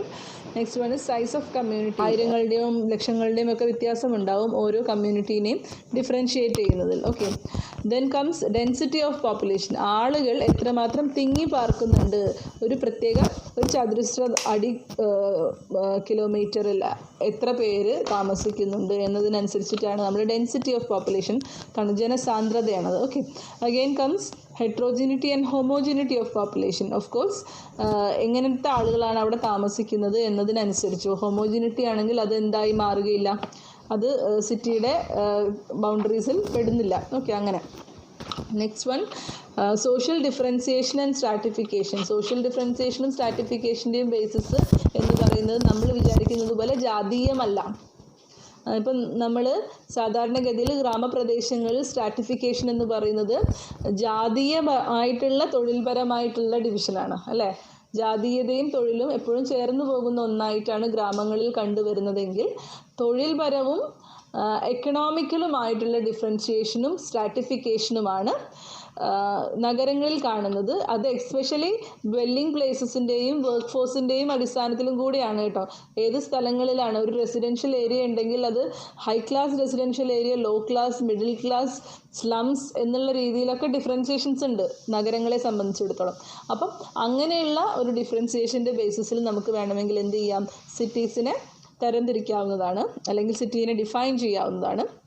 Again comes the mobility. Mobility of course transportable ആണോ, transportation സൗകര്യങ്ങളുണ്ടോ, അതിനെയാണ് mobility എന്ന് പറയുന്നത്. ഓക്കെ, നമുക്ക് ചലനാത്മകമാണോ എന്നാണ് ചോദിക്കുന്നത്. Again comes systems of interaction, how we are interacting directly or using modern technology. അങ്ങനെയുള്ള ആ ലെവലിൽ ഓഫ് ഇൻട്രാക്ഷൻസ് എങ്ങനെയാണ് നടക്കുന്നത് എന്നതിൻ്റെ ബേസിസിലുമാണ് ഡിഫൈൻ ചെയ്യുക സിറ്റീസിനെ. സിമ്മർമാനും സൊറോക്കിനുമാണ് ഇങ്ങനത്തെ ഡെഫിനിഷൻസ് കൊണ്ടുവന്നത്. Now let us discuss next concept, that is town. The town is intermediate between rural and urban communities. Rural കമ്മ്യൂണിറ്റീസിൻ്റെയും urban കമ്മ്യൂണിറ്റീസിൻ്റെയും ഇടയ്ക്ക് നിൽക്കുന്ന ടൈപ്പ് ഓഫ് കമ്മ്യൂണിറ്റീസിനെയാണ് ടൗൺസ് എന്ന് പറയുന്നത്. It is too large for inhabitants to be acquainted with one another, yet small enough for informal relationship to predominate. അതായത് എല്ലാവരും തമ്മിൽ പേഴ്സണൽ ആയിട്ടുള്ളൊരു അടുപ്പവും ബന്ധവും ഉണ്ടാവുക പ്രയാസമാണ്. കാരണം ടൗൺ എന്നാലൊരു പട്ടണമാണ്. പട്ടണത്തിൽ സ്വാഭാവികമായിട്ടും ഭൂവിസ്തൃതി അധികമായിരിക്കും, ജനസംഖ്യ അധികമായിരിക്കും. പക്ഷേ ഈ ജനങ്ങൾ തമ്മിലൊരു ഇംപേഴ്സണൽ റിലേഷൻഷിപ്പിനുള്ള സാധ്യതകൾ അപ്പോഴും നിലനിൽക്കുന്നുണ്ട്. ഇവരിലെ സോഷ്യൽ ബിഹേവിയർ എന്ന് പറയുന്നത് മെട്രോപൊളിറ്റൻ സിറ്റികളിലുള്ള ജനതയേക്കാൾ ഏറെ സാമ്യമുള്ളത് റൂറലായിട്ടുള്ള ഗ്രാമീണരായിട്ടുള്ള ജനങ്ങളോടാണ് ഇവർക്ക് സോഷ്യൽ റിലേഷൻഷിപ്പിൻ്റെ കാര്യത്തിൽ സാമ്യത ഉള്ളത്. Towns are places with a population of 5,000 and more എന്നാണ് ഇത്, പഴയ ഡെഫിനിഷനാണ്. മാത്രമല്ല there are 3 conditions for a place of being classified as town. That is the population is more than 5,000, the density is not less than 400 square kilometer, and not less than 75% of adult male population is engaged in non-agricultural activities. Our next concept is metropolis. Metropolitans എന്നും പറയാറുണ്ട്. A metropolis is a large city or conurbation which is a significant economic, political and cultural center for a country or region, and an important hub for regional or international connections, commerce and communications. അതായത് വലിയ ഒരു നഗരപ്രദേശവും അതുപോലെ തന്നെ രാജ്യത്തെ സംബന്ധിച്ചിടത്തോളം വളരെ പ്രാധാന്യമർഹിക്കുന്ന സാമ്പത്തികമായിട്ടും രാഷ്ട്രീയമായിട്ടും സാംസ്കാരികമായിട്ടുമൊക്കെ വളരെ പ്രാധാന്യമർഹിക്കുന്ന ഒരു സെൻറ്ററും ആവുകയാണെങ്കിൽ അതിനെ നമ്മൾ മെട്രോപോളിസ് എന്ന് പറയും. വാണിജ്യപരമായിട്ടോ അല്ലെങ്കിൽ ഈ തുറമുഖങ്ങളുടെ സാന്നിധ്യം, അതുപോലെ പൊളിറ്റിക്കലായിട്ടുള്ള ഇൻസ്റ്റിറ്റ്യൂഷൻസിൻ്റെ സാന്നിധ്യം, അതുപോലെ തന്നെ എയർപോർട്ട്സിൻ്റെ സാന്നിധ്യം, ഇവയൊക്കെ കൊണ്ട് ഒരു നാഷണൽ ആൻഡ് ഇൻ്റർനാഷണൽ ഹബ്ബായിട്ട് മാറിയിട്ടുള്ള വലിയ പട്ടണങ്ങളെയാണ് മെട്രോപോളിസ് എന്ന് പറയുന്നത്. A metropolitan area includes a core city as well as nearby communities, making it a larger settlement of people than just a city. ഒരു സിറ്റി ഒരു സാധാരണ സിറ്റി എന്നതിനേക്കാൾ അപ്പുറത്തായിട്ട് മെട്രോപൊളിറ്റൻ സിറ്റികളുടെ ഒരു പ്രത്യേകത എന്താണെന്ന് വെച്ചിട്ടുണ്ടെങ്കിൽ അതിൻ്റെ നടുക്ക് ഒരു പ്രധാന നഗരമുണ്ടാവും, അല്ലെങ്കിൽ നഗരപ്രദേശമുണ്ടാവും. അതിൻ്റെ ചുറ്റിലും നിയർ ബൈ ആയിട്ടുള്ള അടുത്ത് താമസിക്കുന്ന മറ്റ് കമ്മ്യൂണിറ്റീസ് എല്ലാം കൂടി കലർന്നിട്ടുള്ള ഒന്നാണ് മെട്രോപൊളിറ്റൻ എന്ന് പറയുന്നത്. ഇന്ത്യയിലാകെ 8 മെട്രോപൊളിറ്റൻ സിറ്റീസാണുള്ളത്. Kolkata, Mumbai, New Delhi, Chennai, Hyderabad, Bangalore, Ahmedabad and Pune. Now moving on to the next concept, that is megacity. A megacity generally refers to the population of an urban agglomeration. That is, it includes people living in the immediate suburbs outside of the established border of the city. ഒരു നഗര ശൃംഖലയാണ് mega city എന്ന് പറയുന്നത്. അതായത് ഒരു പ്രധാന നഗരം മാത്രമല്ല, അതിൻ്റെ ചുറ്റുപാടും ഉള്ള മുഴുവൻ ഏരിയയും കൂടെ ഉൾപ്പെടുന്നതാണ് ഒരു മെഗാ സിറ്റി എന്ന് പറയുന്നത്. അതിൻ്റെ ചുറ്റുപാടുമുള്ള സബർബ്സ്, അതായത് നഗരാതിർത്തിയുടെ സ്ഥാപിതമായിട്ടുള്ള നഗരാതിർത്തിയുടെ പുറത്തുള്ള പ്രദേശങ്ങൾ കൂടെ ഉൾപ്പെടുത്തിക്കൊണ്ടുള്ള വലിയൊരു നഗരമാണ് മെഗാ സിറ്റി, അല്ലെങ്കിൽ ഒരു നഗരങ്ങളുടെ ശൃംഖലയാണ് മെഗാ സിറ്റി എന്ന് പറയുന്നത്. മെഗാ സിറ്റി എന്ന് പറയുന്ന സമയത്ത് ടിപ്പിക്കലി അവിടുത്തെ പോപ്പുലേഷൻ 10 മില്യൺ പീപ്പിളിൻ്റെ മീതെ ഉണ്ടാവണം. ഇപ്പോൾ നമ്മുടെയൊക്കെ നാട്ടിൽ മെട്രോപൊളിറ്റൻ സിറ്റിയിൽ തന്നെ 20 മില്യൻ്റെ മുകളിൽ പോപ്പുലേഷൻ ഉണ്ട്. എന്നാലും ഒരു മിനിമം റിക്വയർമെൻറ്റ് എന്ന് പറയുന്നത് 10 മില്യൺ പീപ്പിളാണ് ഒരു മെഗാ സിറ്റിക്ക്. ഓക്കെ, ഇന്ത്യയിലാകെ 5 പ്രധാനപ്പെട്ടിട്ടുള്ള മെഗാ സിറ്റീസാണുള്ളത്. അതിൽ തന്നെ ഏറ്റവും ലാർജസ്റ്റ് പോപ്പുലേഷൻ ഉള്ളത് ഡൽഹിയിലാണ്. That is 26.7 million. അത് വേൾഡിലെ തന്നെ സെക്കൻഡ് ലാർജസ്റ്റ് സിറ്റി ആയിട്ടാണ്, മെഗാ സിറ്റി ആയിട്ടാണ് അറിയപ്പെടുന്നത്. ടോക്കിയോ ആണ് ഫസ്റ്റ്. പിന്നെ വരുന്നത് മുംബൈ ആണ്. മുംബൈയിൽ 22 മില്യൺ ആണ് പോപ്പുലേഷൻ ഉള്ളത്. മുംബൈ ആണ് നമ്മുടെ ഗ്ലോബൽ സിറ്റിസൺസ് ഫെസ്റ്റിവലിന് വേദിയാവുന്നത്. അതൊരു പൊതുവിജ്ഞാനമാണ്, ജസ്റ്റ് പറഞ്ഞു എന്നുള്ളൂ. പിന്നെ വരുന്നതാണ് Kolkata, Bengaluru and Chennai. Next concept is ethnic enclave. An ethnic enclave is a geographic area with high ethnic concentration, characteristics, cultural identity, and economic activity. The term is usually used to refer to either a residential area or a workplace with a high concentration of ethnic firms. എന്തെങ്കിലും ഒരു പ്രത്യേക കാരണങ്ങൾ കൊണ്ട്, ചിലപ്പോൾ തൊഴിൽ തേടിയാകാം, ചിലപ്പോൾ ഒരു സ്ഥലത്ത് ദുരിതം അനുഭവിക്കുന്നതുകൊണ്ടാകാം, അല്ലെങ്കിൽ മികച്ച മേഖലകൾ തേടി വന്നതാകാം. അങ്ങനെ എന്ത് കാരണം കൊണ്ടായാലും ഒരു പ്രത്യേക പ്രദേശത്തു നിന്നും കുറേ അധികം ജനങ്ങൾ വന്ന് മറ്റൊരു പ്രദേശത്ത് കൂട്ടമായി താമസിക്കുകയോ വർക്ക് ചെയ്യുകയോ അല്ലെങ്കിൽ എന്തെങ്കിലും സംരംഭങ്ങൾ കെട്ടിപ്പടുക്കുകയോ ഒക്കെ ചെയ്ത് ജീവിക്കുന്ന ആ ഒരു പ്രത്യേക തെരുവിനെയോ ഏരിയയോ അല്ലെങ്കിൽ ആ ഒരു പ്രത്യേക ലൊക്കേഷനെയൊക്കെയാണ് നമ്മൾ എത്നിക് എൻക്ലേവ്സ് എന്ന് പറയുന്നത്. അങ്ങനെ പറഞ്ഞാൽ മനസ്സിലാവും. ഒരു എക്സാമ്പിൾ പറയാം. ഇപ്പം ഗുജറാത്തി സ്ട്രീറ്റ് ഉണ്ട്, കോഴിക്കോട് വളരെ പ്രശസ്തമാണ്. അതായത് വർഷങ്ങൾക്ക് മുൻപ്, ഒരുപാട് വർഷങ്ങൾക്ക് മുൻപ് ഒരുപാട് ഗുജറാത്തികളായിട്ടുള്ള വ്യാപാരികൾ കോഴിക്കോട് വന്ന് തമ്പടിച്ച് അവരുടേതായിട്ടുള്ള ഒരു ബിസിനസ് സാമ്രാജ്യം കെട്ടിപ്പടുക്കുകയും ഇപ്പോൾ നമ്മുടെ SM സ്ട്രീറ്റ് എന്ന് പറയുന്ന പിന്നെ മിഠായി തെരുവൊക്കെ ഈ ഒരു ബിസിനസ്സിൻ്റെ ഭാഗമായിട്ട് വന്ന പേരുകളൊക്കെയാണ്. ഓക്കെ, അപ്പം അത്തരമൊരു ഗുജറാത്തി സ്ട്രീറ്റ് ഇവിടെ ഉണ്ടാവുന്നത്, ഗുജറാത്തിലല്ലല്ലോ ഗുജറാത്തി സ്ട്രീറ്റ് ഉള്ളത്, എവിടെയാണ്? കോഴിക്കോടാണ്. അപ്പം അതൊരു എത്നിക് എൻക്ലേവ് ആണ്. ഓക്കെ, അങ്ങനെ ഒത്തിരി എത്നിക് എൻക്ലേവ്സ് ലോകമെമ്പാടുമുണ്ട്. ലിറ്റിൽ ഇന്ത്യ, ചൈന ടൗൺ എന്നൊക്കെ പേരിൽ ഒരുപാട് പല സ്ഥലങ്ങളിലായിട്ട് എത്നിക് എൻക്ലേവ്സ് ഉണ്ട്. ഇവിടെയൊക്കെ ആ തദ്ദേശവാസികൾ തിങ്ങിപ്പാർക്കുകയും അവരുടെ ജീവിതം കണ്ടെത്തുകയും ചെയ്യുന്ന കേന്ദ്രങ്ങളാണ്. അടുത്ത കോൺസെപ്റ്റ് എന്ന് പറയുന്നത് ഗേറ്റഡ് കമ്മ്യൂണിറ്റീസ് ആണ്. A gated community is A form of residential community or housing estate containing strictly controlled entrances for pedestrians, bicycles and automobiles, and often characterized by closed perimeter of walls and fences. Gated communities എന്ന് പറഞ്ഞിട്ടുണ്ടെങ്കിൽ ആ പേര് പോലെ തന്നെ ഒരു gate വെച്ച് അടച്ചിട്ടുള്ളൊരു കമ്മ്യൂണിറ്റിയാണ്.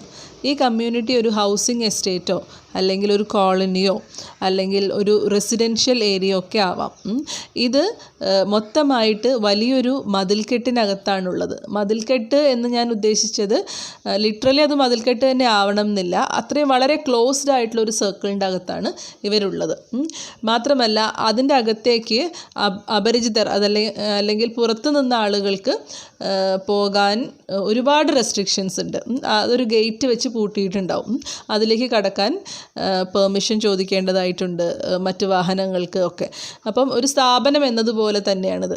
Okay, അപ്പം നിങ്ങൾ അറിയായിരിക്കും വലിയ വലിയ സിറ്റീസിലൊക്കെ ഗേറ്റഡ് കമ്മ്യൂണിറ്റീസ് ഉണ്ട്. പ്രത്യേകിച്ചും വളരെ റിച്ച് ആയിട്ടുള്ള സെലിബ്രിറ്റീസ് ആയിട്ടുള്ള ആളുകളൊക്കെ താമസിക്കുന്ന വില്ലാസ് ഒക്കെ എക്സാമ്പിൾസാണ്. മിക്കവാറും ധനികമായിട്ടുള്ള രാജ്യങ്ങളിലും മെട്രോപൊളിറ്റൻ സിറ്റീസിലുമൊക്കെ ഇത്തരം ഗേറ്റഡ് കമ്മ്യൂണിറ്റീസ് ഉണ്ട്. ഈ ആളുകളുടെ ഇതിനുള്ളിൽ താമസിക്കുന്ന ആളുകളുടെ സുരക്ഷിതത്വം ഒക്കെയാണ് അതിനെ കൊണ്ട് ഉദ്ദേശിക്കുന്നത്. Okay, it is A socio spatially restricted area, micro community that breaks large residential developments into small inward looking units with certain features that create that a new condition. അതായത് വില്ല പ്രോജക്ട്സ് പോലെയൊക്കെ തന്നെ, അതായത് വലിയ flat സമുച്ചയങ്ങളിൽ നിന്നും വ്യത്യസ്തമായിട്ട് ചെറിയ ചെറിയ units, പക്ഷേ അത് വളരെ ഇൻവേർഡ് ലുക്കിംഗ് ആയിരിക്കും. കാരണം അവർ തമ്മിൽ മാത്രമാണ് ആ ഒരു സ്ഥലത്തുള്ള ആ ഹൗസസ് മാത്രമായിരിക്കും കമ്മ്യൂണിക്കേറ്റ് ചെയ്യുക. അങ്ങനെ ഒരു മൈക്രോ കമ്മ്യൂണിറ്റി ആയിട്ട് ഒരു പ്രത്യേക കണ്ടീഷൻ ജീവിതത്തിൽ കൊണ്ടുവന്നുകൊണ്ട് ജീവിക്കുന്ന ഒരു സമൂഹമാണ് gated communities. So these were the important concepts related to urban sociology. Okay. Now we are moving on to the next topic, that is classification of cities. പല മാനദണ്ഡങ്ങൾ വെച്ചിട്ട് നമുക്ക് സിറ്റികളെ ക്ലാസിഫൈ ചെയ്യാൻ പറ്റും. It may be based on physical characteristics like hill station, river view, lake view, sea front, etc. Again, based on climate, that is hot and humid summer sites, coastal cities, pleasant weather cities, inland cities, അങ്ങനെ ആ ടൈപ്പിൽ നമുക്ക് classify ചെയ്യാൻ പറ്റും. Again there is another classification known as historical city. The ancient cities, medieval cities, British Indian cities, post independent cities, അങ്ങനെയുള്ള രീതിയിലും നമുക്ക് ഹിസ്റ്റോറിക്കലായിട്ട് സിറ്റികളെ classify ചെയ്യാം. ഇനി മറ്റൊരു തരത്തിലുള്ള ക്ലാസിഫിക്കേഷനാണ് റിലീജിയൻ ആൻഡ് എത്നിസിറ്റി. മതപരമായിട്ടുള്ള പ്രത്യേകതകളുടെ പേരിൽ ചില സിറ്റികൾ പ്രശസ്തമാവാറുണ്ട്. അപ്പോൾ അതൊരു തീർത്ഥാടന കേന്ദ്രമൊക്കെ ആയിട്ട് മാറാറുണ്ട്. ഇപ്പോൾ ശബരിമല നോക്കുകയാണെങ്കിലും മക്ക നോക്കുകയാണെങ്കിലും ജെറുസലേം അങ്ങനെയുള്ള സിറ്റികളൊക്കെ എന്ന് വെച്ചിട്ടുണ്ടെങ്കിൽ ഈ റിലീജിയസ് ആയിട്ടുള്ള സിറ്റികൾക്ക് എക്സാമ്പിളാണ്. അതുപോലെ തന്നെയാണ് എത്നിസിറ്റി. ഒരു പ്രത്യേക വിഭാഗത്തിൻ്റെ പ്രസൻസ് കൊണ്ട് ആ സിറ്റി പ്രശസ്തമാവുകയും അതൊരു ടൂറിസ്റ്റ് സ്പോട്ടായി മാറുകയും അവിടെ ഡെവലപ്മെൻറ്റ് ഉണ്ടാവുകയൊക്കെ ചെയ്യുകയാണെങ്കിൽ that is based on ethnicity. Okay, next type of classification is based on economic or functional. സാമ്പത്തികമായിട്ടും അത് ചെയ്യുന്ന ധർമ്മങ്ങളുടെ ബേസ് ചെയ്തിട്ടും നമുക്ക് സിറ്റികളെ ക്ലാസിഫൈ ചെയ്യാം. നമ്മുടെ സിലബസ് കൂടുതൽ സ്ട്രെസ് ചെയ്യുന്നത് ഫങ്ഷണൽ ക്ലാസിഫിക്കേഷനാണ്. Okay, functional classification. The structure and function of any region varies in terms of function, history of development, as well as age of the town. Some towns and cities specialized in certain functions and they are known for some specific activities, products or services. ഓരോ സിറ്റികൾക്കും ഓരോ ധർമ്മങ്ങളുണ്ടാവും. പക്ഷേ സാധാരണയിൽ നിന്നും വിഭിന്നമായിട്ട് ഒരു പ്രത്യേക ഫങ്ഷൻ്റെ പേരിൽ അറിയപ്പെടുന്ന സിറ്റികളുണ്ട്. അത്തരം സിറ്റികളെയാണ് നമ്മൾ ഈ ഫങ്ഷണൽ ക്ലാസിഫിക്കേഷൻസിൽ ഉൾപ്പെടുത്തിയിട്ടുള്ളത്. ആ സിറ്റികൾ അറിയപ്പെടുന്നത് അവിടുത്തെ എന്തെങ്കിലും ഒരു സ്പെസിഫിക് ആയിട്ടുള്ള ആക്ടിവിറ്റിയുടെ പേരിലായിരിക്കും, ചില പ്രോഡക്ട്സിൻ്റെ പേരിലായിരിക്കും, ചില സർവീസസിൻ്റെ പേരിലായിരിക്കും. അത്തരത്തിലുള്ള ഒരു ക്ലാസിഫിക്കേഷനാണ് ഫങ്ഷണൽ ക്ലാസിഫിക്കേഷൻ എന്ന് പറയുന്നത്. ആദ്യകാലങ്ങളിലൊക്കെ ഈ ടൗൺസ് എന്ന് പറയുമ്പം അഡ്മിനിസ്ട്രേറ്റീവ് സെൻറ്റേഴ്സ് ആയിരിക്കും. എന്തെങ്കിലും ഭരണപരമായിട്ടുള്ള കാര്യങ്ങളോ അല്ലെങ്കിൽ നിയമപരമായിട്ടുള്ള കാര്യങ്ങളൊക്കെ നടത്തിയെടുക്കാൻ വേണ്ടി പോകുന്ന centres, that is administrative centres. അതുപോലെ trade and industry, of course വാണിജ്യ അല്ലെങ്കിൽ കച്ചവടത്തിനുള്ള പ്രധാനപ്പെട്ട സെൻറ്റേഴ്സ് ആയിരിക്കും സിറ്റീസ് എന്ന് പറയുന്നത്. അതുപോലെ തന്നെ എന്തെങ്കിലും പ്രത്യേക വസ്തുക്കളുടെ പ്രത്യേക തരം സാധനങ്ങളുടെ ഉൽപ്പാദനവുമായിട്ട് ബന്ധപ്പെട്ട സിറ്റികൾ. അതുപോലെ തന്നെ റിലീജിയസ്, നമുക്ക് നേരത്തെ നമ്മൾ ഡിസ്കസ് ചെയ്തതുപോലെ തന്നെ ജെറുസലേം, മക്ക പോലുള്ള സ്ഥലങ്ങളൊക്കെ റിലീജിയസ്ലി ഇമ്പോർട്ടൻ്റ് ആണ്. പഴനി അങ്ങനെയുള്ള സ്ഥലങ്ങളൊക്കെ. Today, several new functions such as recreational, residential, transport, mining, manufacturing, and most recently activities related to information technology are carried on in specialized towns. Now let us discuss each one of them. First one is religious town. നമ്മൾ നേരത്തെ discuss ചെയ്തതാണ്. Most of the towns use to be developed as holy places of religious activity like Jerusalem, Mecca, Baghdad, Banaras, etcetera. Next one is cultural centers. Towns which perform cultural functions like educational institutions, religious places, and art centers are known as cultural cities. And examples are Nalanda, Magadha, Oxford, Cambridge, Allahabad, Shantiniketan. The kind of examples are. Next one is administrative town. The main function of administrative town is to administer the country, state, district or a specific territory. ഞാൻ നേരത്തെ പറഞ്ഞ പോലെ നിയമപരമായിട്ടുള്ള കാര്യം, ഭരണപരമായിട്ടുള്ള കാര്യം, ഔദ്യോഗികമായിട്ടുള്ള കാര്യങ്ങൾ, ഇതിനൊക്കെയാണ് administrative ടൗൺസിനെ നമ്മൾ ആശ്രയിക്കാറുള്ളത്. Delhi, Mumbai, Kolkata, Islamabad, USA, നമ്മുടെ നാട്ടിലാണെങ്കിൽ തിരുവനന്തപുരം, ഇങ്ങനെയുള്ള സ്ഥലത്തൊക്കെയാണ് നമ്മൾ അഡ്മിനിസ്ട്രേറ്റീവ് ആയിട്ടുള്ള ആവശ്യങ്ങൾക്ക് പോകുന്നത്. അതിൻ്റെ പേരിൽ അറിയപ്പെടുന്ന ടൗൺസാണ് administrative towns. Next one is manufacturing towns. Manufacturing towns are generally located in the areas where raw materials are available, especially on lines of transportation lines. Ahmedabad, Jamshedpur, Rourkela etcetera are examples. ചില പ്രത്യേക തരം മിനറൽസിൻ്റെ ലഭ്യതയോ വേറെ ഏതെങ്കിലും റോ മെറ്റീരിയൽസിൻ്റെ ലഭ്യതയോ കാരണം അവിടെ വെച്ച് തന്നെ മാനുഫാക്ചർ ചെയ്യപ്പെടുകയും അത്തരം ഒരുപാട് സ്ഥാപനങ്ങൾ അവിടെ ഉണ്ടാവുകയും ആ ഒരു സ്ഥലം ആ ഒരു പ്രത്യേക പ്രൊഡക്റ്റിൻ്റെ പേരിൽ അല്ലെങ്കിൽ ആ ഒരു മാനുഫാക്ചറിങ് യൂണിറ്റിൻ്റെ പേരിലൊക്കെ അറിയപ്പെടുകയാണെങ്കിൽ അത്തരം ടൗൺസ് ആണ് മാനുഫാക്ചറിങ് ടൗൺസ് എന്ന് പറയുന്നത്. Now the next type, that is industrial towns.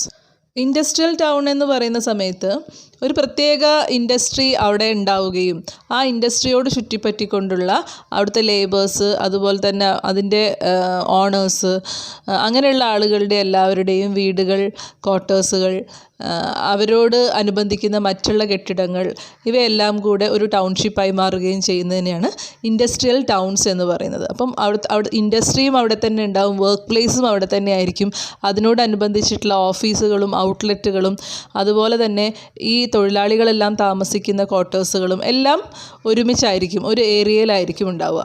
അത്തരം ഏരിയകളെയാണ് നമ്മൾ മാനുഫാക്ചറിങ് ടൗൺസ് എന്ന് പറയുന്നത്. Next is trade centres. വാണിജ്യ സെൻറ്ററുകളെയാണ് ട്രേഡ് സെൻറ്റേഴ്സ് എന്ന് പറയുന്നത്. ഇത്തരം സിറ്റികൾ ഇന്ത്യയിലും മറ്റ് രാഷ്ട്രങ്ങളിലും എല്ലാം ഉണ്ട്. ഹിസ്റ്റോറിക്കലി തന്നെ മറ്റ് രാജ്യങ്ങൾ തമ്മിലുള്ള ബന്ധങ്ങളൊക്കെ സ്ഥാപിക്കപ്പെടുന്നത് ഇത്തരം ട്രേഡ് സെൻറ്റേഴ്സ് മുഖാന്തരമാണ്. വിജയവാഡ, വിശാഖപട്ടണം, ന്യൂയോർക്ക് എന്നിവയൊക്കെ എക്സാമ്പിൾസാണ്. Next service cities. ചില പ്രത്യേക തരം തൊഴിലുമായിട്ട് ബന്ധപ്പെട്ട് കിടക്കുന്ന സേവന മേഖലയിൽ സ്പെഷ്യലൈസ്ഡ് ചെയ്തിട്ടുള്ള ടൗൺസിനെയാണ് സർവീസ് സിറ്റീസ് എന്ന് പറയുന്നത്. ഏതൊക്കെ സേവനങ്ങളാണ് ഇവർ തരുന്നത് എന്നത് അവരുടെ നാട്ടിലെ പ്രധാനപ്പെട്ട ഏതെങ്കിലും ഒരു തൊഴിൽ മേഖലയോ അല്ലെങ്കിൽ മാനുഫാക്ചറിങ് മേഖലയോ ആയിട്ട് ബന്ധപ്പെട്ട് കിടക്കുന്നു. Okay, so we are concluding the first module here. We shall proceed with the next module. Hello all, let us continue with our discussion. Today we are discussing the second module. First topic is urban ecological processes. Urban ecology. Ecology എന്ന് പറഞ്ഞിട്ടുണ്ടെങ്കിൽ എന്താണ്? It is the study of relationship between man and his environment or surroundings. The relation between man and environment is one of the divergence and essential dependence. Okay, food gatherers and hunters depend fully on environment for their subsistence. അവൻ്റെ പരിസ്ഥിതിയിൽ മാറ്റം വരുത്താൻ കഴിവുള്ള ഏക ജീവി എന്ന് പറയുന്നത് മനുഷ്യനാണ്. അതുകൊണ്ട് തന്നെ ഇപ്പോൾ ഫസ്റ്റത്തെ ഒരു എൻവയോൺമെൻറ്റൽ ചേഞ്ച് എന്ന് പറയുന്ന അഗ്രികൾച്ചറാണ്. കാരണം നിങ്ങൾക്കറിയാം, അഗ്രികൾച്ചർ പ്രകൃതി വിരുദ്ധമാണ്. ശരിക്കും പറയുകയാണെങ്കിൽ പ്രകൃതിയിൽ ഓൾറെഡി ഉണ്ടായിട്ടുള്ള ഫ്ലോറ ആൻഡ് ഫോണ നമ്മൾ മാറ്റിയിട്ട് അതിന് പകരമായിട്ട് നമുക്ക് ആവശ്യമുള്ള സാധനങ്ങൾ നമ്മൾ കൾട്ടിവേറ്റ് ചെയ്യുന്ന ഒരു സംവിധാനമാണ് ശരിക്കും പറഞ്ഞിട്ടുണ്ടെങ്കിൽ എന്താണ് ഈ ഒരു കൃഷി എന്ന് പറയുന്നത്. Thus, while depending on nature, he modifies the use of technology. അപ്പം സിറ്റി എന്ന് പറയുന്നത് മറ്റ് എൻവയോൺമെൻറ്റ്സിൽ നിന്നും ഒരുപാട് വ്യത്യസ്തമായിട്ടുള്ളൊരു കാര്യമാണ് അല്ലേ. നിങ്ങൾക്കറിയാം, സിറ്റിയിൽ സാധാരണഗതിയിൽ ഈ പറഞ്ഞ പോലെ തന്നെ പച്ചിപ്പ് ഒരുപാട് നഷ്ടപ്പെടുന്ന ഒരു സാഹചര്യമാണ് ഉള്ളത്. സിറ്റി എന്ന എൻവയോൺമെൻറ്റ് മനുഷ്യൻ്റെ ലൈഫിൽ ഡിറ്റർമൈൻ ചെയ്യുന്ന എഫക്റ്റിനേക്കാളും കൂടുതൽ കണ്ടീഷനിങ് എഫക്റ്റ് കൂടുതലുള്ളൊരു എൻവയോൺമെൻറ്റാണ്. അതായത് അവൻ്റെ ആകെ ലൈഫിൽ മാറ്റങ്ങൾ വരുത്താൻ മാത്രം കെൽപ്പുള്ള ഒരു പരിസ്ഥിതിയാണ് സിറ്റി എന്ന് പറയുന്ന എൻവയോൺമെൻറ്റ്. അതേസമയം ഗ്രാമങ്ങളിലേക്ക് പോവുകയാണെങ്കിൽ നമുക്ക് മനസ്സിലാവും അതത് പ്രദേശത്തെ ലഭ്യതയ്ക്ക് അനുസരിച്ചിട്ടുള്ള ജീവിതമാണ് അവിടെ മനുഷ്യൻ ജീവിച്ചു തീർക്കുന്നത്. അതായത് മനുഷ്യൻ്റെ ലൈഫ് എങ്ങനെ വേണമെന്ന് ഡിറ്റർമിൻ ചെയ്യുന്നതാണ് അവിടുത്തെ ഒരു പരിസ്ഥിതിയുടെ പ്രത്യേകത എന്ന് പറയുന്നത്. ഇപ്പോൾ ഇന്ന കൃഷി അവിടെ നടത്താൻ പറ്റുള്ളൂ എന്നുള്ളതുകൊണ്ട് അവിടെ ആ കൃഷിയാണ് നടത്തപ്പെടുന്നത്. അതുമായിട്ട് ബന്ധപ്പെട്ടിട്ടുള്ള ആക്ടിവിറ്റീസാണ് അവരുടെ ജീവിതം മുന്നോട്ട് നയിക്കുന്നത്. ഇപ്പം മലമ്പ്രദേശങ്ങളിലൊക്കെ പോയിട്ടുണ്ടെങ്കിൽ നിങ്ങൾക്കറിയാം പ്ലാന്റേഷൻ ക്രോപ്സാണ് അവിടെ കൂടുതലായിട്ട് എന്താ പറയുന്നത് വിളയുന്ന സംഭവം എന്ന് പറയുന്നത്. അത് മനുഷ്യൻ നടത്തിയ ചേഞ്ച് തന്നെയാണ് കേട്ടോ. എന്നാലും ആ ഒരു മണ്ണ് അതിന് അനുയോജ്യമായതുകൊണ്ട് അപ്പോൾ അതുമായിട്ട് റിലേറ്റഡ് ആയിട്ടുള്ള ലൈഫായിരിക്കും അവിടെയുള്ള ആളുകളുടേതൊക്കെ. അതേസമയം വേറെ ഏതെങ്കിലും ഒരു പ്രദേശത്ത് നോക്കുകയാണെങ്കിൽ ആ ഒരു പ്രദേശത്ത് നടത്തുന്ന കൃഷികളുമായിട്ട് റിലേറ്റഡ് ആയിട്ടുള്ള ലൈഫായിരിക്കും അവർക്ക്. അപ്പം പക്ഷേ സിറ്റിയിൽ അങ്ങനെയല്ല. സിറ്റിയിലുള്ളൊരു പ്രത്യേകത എന്താണെന്ന് വെച്ചിട്ടുണ്ടെങ്കിൽ സിറ്റി ലൈഫ് മനുഷ്യനെ കണ്ടീഷൻ ചെയ്യുകയാണ് ചെയ്യുന്നത്. ഏത് തരം ലൈഫ് ലീഡ് ചെയ്യണം എന്നുള്ളതിൻ്റെ ഒരു എന്താ പറയുന്നത് പാഠപുസ്തകമായിക്കൊണ്ട് പ്രവർത്തിക്കുകയാണ് സിറ്റി ലൈഫ് ചെയ്യുന്നത്. That is the difference between the urban ecology and the total ecology. Okay. Now let us define urban ecology. Urban ecology is a scientific study of the relation of living organisms with each other and their surroundings in the context of an urban environment. ഒരു നഗരവാസിയും അയാളുടെ പരിസ്ഥിതിയും തമ്മിലുള്ള റിലേഷൻഷിപ്പിനെ പറ്റിയിട്ടുള്ള ശാസ്ത്രീയമായിട്ടുള്ളൊരു പഠനമാണ് urban ecology എന്നതുകൊണ്ട് ഉദ്ദേശിക്കുന്നത്. urban ecology എന്ന് പറയുന്നത് വളരെ റീസെൻ്റ് ആയിട്ടുള്ള ഒരു ഫീൽഡ് ഓഫ് സ്റ്റഡിയാണ്. എക്കോളജിയെ എടുത്ത് നോക്കുന്ന സമയത്ത് എക്കോളജി പണ്ട് മുതലേ ഉള്ളൊരു ശാസ്ത്രശാഖയാണല്ലോ. അതിനെ കമ്പയർ ചെയ്ത് നോക്കുമ്പോൾ urban ecology എന്ന് പറയുന്നത് ഒരു വളരെ റീസെൻ്റ് ആയിട്ടുള്ളൊരു ശാസ്ത്രശാഖ തന്നെയാണ്. Urban ecology is generally accepted as a field of study related to how living organisms create and interact with each other in urban environments. നാഗരികമായിട്ടുള്ള ചുറ്റുപാടുകളിൽ എങ്ങനെയാണ് ജീവവർഗങ്ങൾ തമ്മിൽ ഇൻട്രാക്ട് ചെയ്യുന്നത് എന്നുള്ളതൊക്കെയാണ് urban ecologyയുടെ ഒരു കണ്ടൻറ് എന്ന് പറയുന്നത്. ഓരോ ജീവവർഗവും തീർച്ചയായിട്ടും വ്യത്യസ്തരാണ് അല്ലേ. ഈവൻ ഹ്യൂമൻ ബീയിങ്സിൽ തന്നെ ആ ഒരു വ്യത്യസ്തത കൃത്യമായിട്ട് കാണാൻ പറ്റും. ഓരോ നഗരങ്ങളിലും ഈ ഒരു വ്യത്യസ്തതയുണ്ട്. അപ്പം ഈ ഒരു വ്യത്യസ്തതയ്ക്കുള്ളിൽ നിന്നുകൊണ്ട് എങ്ങനെയാണ് ഇവർ ഇൻട്രാക്ട് ചെയ്യുന്നത് എന്നുള്ളതിനെ പറ്റിയിട്ടൊക്കെ ഈ ഒരു urban ecology എന്ന് പറയുന്ന ബ്രാഞ്ച് ഓഫ് സയൻസ് പഠിക്കുന്നു. Now let us move on to the next concept, that is POET model. This is a model of social change developed by Otis Duley-Duncan in which societal functions are basically sorted into 4 categories. Ecological ചേഞ്ചുമായിട്ട് അല്ലെങ്കിൽ പാരിസ്ഥിതികമായിട്ടുള്ള മാറ്റവുമായിട്ട് ബന്ധപ്പെട്ടുകൊണ്ട് ഡ്യൂലെ Duncan എന്ന് പറയുന്ന സയൻറ്റിസ്റ്റാണ് ഈ ഒരു model മുന്നോട്ട് വയ്ക്കുന്നത്. അദ്ദേഹത്തിൻ്റെ അഭിപ്രായത്തിൽ ഹ്യൂമൻ എക്കോസിസ്റ്റത്തിന് 4 കോമ്പോണൻറ്റ്സ് ആണുള്ളത്, അല്ലെങ്കിൽ 4 പ്രോപ്പർട്ടീസ് ആണുള്ളത്. ഈ 4 പ്രോപ്പർട്ടീസും പരസ്പരം വളരെയധികം ബന്ധപ്പെട്ട് കിടക്കുന്നു. And they are interrelated. The 4 properties are, first one is population, organisation, environment and technology. Socio environmental സയൻസുമായിട്ട് റിലേറ്റഡ് ആയിട്ടുള്ള മറ്റ് പല മോഡലുകളെയും പോലെ തന്നെ പോയറ്റ് മോഡലും ക്രിറ്റിസിസത്തിന് വിധേയമായിട്ടുണ്ട്.